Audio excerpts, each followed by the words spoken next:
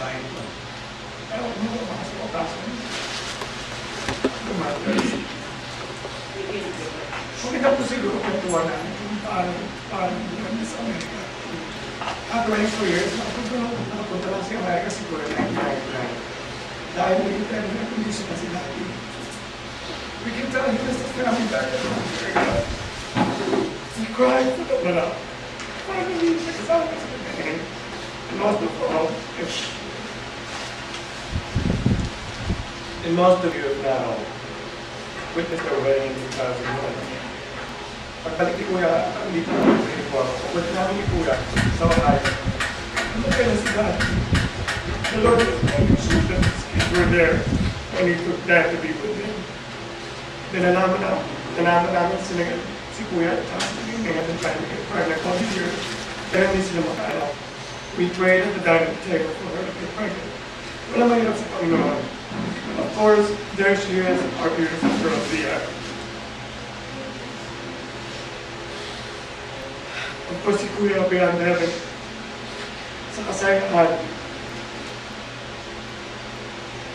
kompleto rin ang buhay ko. Nagkaanak kami sila. Lalo na si Neggy. On January 4, Neggy's birthday, pumunta sila sa Ohio. Si Anthony was very pregnant. At si Neggy, very shy.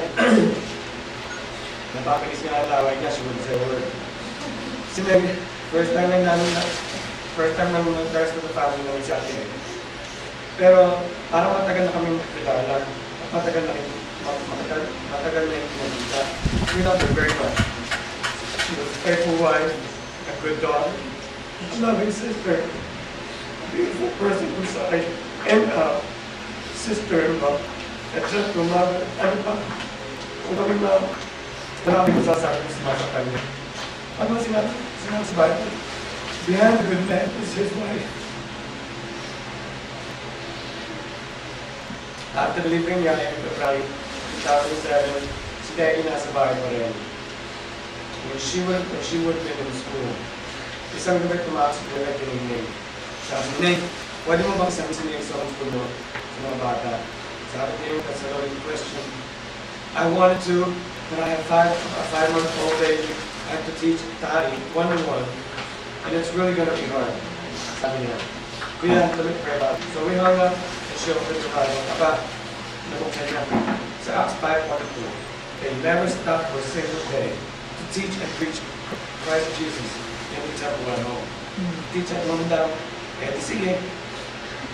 Hindi ito laging effective, pero pag hanap itinigin ng sagot galing kay Lord, dito lang buksan niya ang salita. So in short, panagnuguran ito yun. She was very glad to teach Neggy. She was smart, she could write better than any of Z's boards. Isang araw, tinanong na kung sino daw si Adam at Eva. Sabi niya, they were the first couple of earth. Pero dahil hindi sumunod si Eva, sumunod si Adan, nakasara silang pareho. Hindi nila nakausap ang Diyos dahil makatingin na sa kasalanan. Hindi makatingin na sa kasalanan. Ito ang kwento ng isang kakauhan. Hanggang ngayon, lahat tayo kasalanan. At anong nagkakasala pumunta sa impyerno. Pero isang tagapagligtas kasalanan natin. Siya si Jesus. Pero kailangan humingi tayo kapatawaran sa mga kasalanan natin. Lahat daw ng tatanggap kay Jesus at kung sinong tatanggap kay Jesus, sila makakating sa langit. Tinanong si Neggy kung gusto mapumunta sa langit. Sabi naman ni Neggy, oo, nagdasal sila ng dalawa. Kaya kung kayo, pagmulain nyo kung nasa na si Neggy ngayon, kaya William na Black na lang.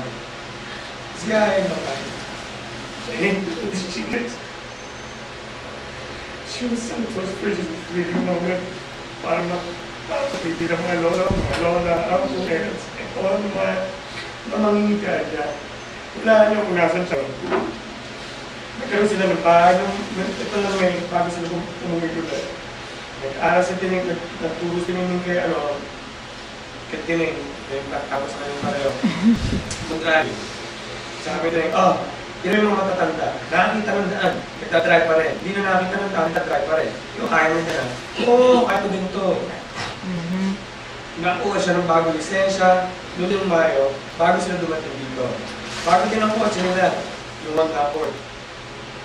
Ang lahat bago sa kanila. Mga kaibigan, kapitbahay, snow, pamumuhay, lahat. Sino to ba makaisip ng mga artist sa Amerika? Never in a million years. Si Kuya naman, may kahanginan, pero may pagyayabang naman. May pagyayabang naman siya. Wala siguro siyang hindi alam ito eh. Marunong mag-inis, planning, mag-bookcraft, painting, ayat ng kotse, mag-plak ng gitara, mag-set ng tar, magaling susunod ng mga alaga, masarap magluto, lahat kami. Ito na yung Kuya. Marami siyang kaibigan sa Amerika dahil marami gusto mong paayos sa kanya. Siguro mga apat limang bahay sa Amerika, pero hindi. Kasi nga siya namin kausap. Sabi natin, makapitali sila. Marami nagmamay kay Kuya ngayon. Doon din sa Amerika. At sabi nila, nakikiramay daw sila lahat sa atin. Pwede kasi siya at makapagbigay sa panahon sa mga kaibigan niya. Tatawagin niyo ako. Tatawagin siya kahit anong oras. Darating siya, tutulungan niya ako sa mga kailangan ko. Siya nagbabantay ng mga bata ng iglesia. Para makapunta sa OB si Dr. Guzman. Si Dr. Guzman yung mabigla. Dalawa lang yata hindi na kahit mo yung Kuya. Una, hindi na kaya na kasi na lalaki. Pangalawa, hindi na kaya itas pamilya niya. Kahit gusto sa sarili na kung dito po tayo natin si Jesus. Salamat lahat. Salamat tayo nakapagligtas natin lahat. Mahal na tayo lahat. Ang mga mo. Mahal si Kuya. And si Teng, si Maggie, si Raya, si Mela. Ano po. Amen. Thank you. See.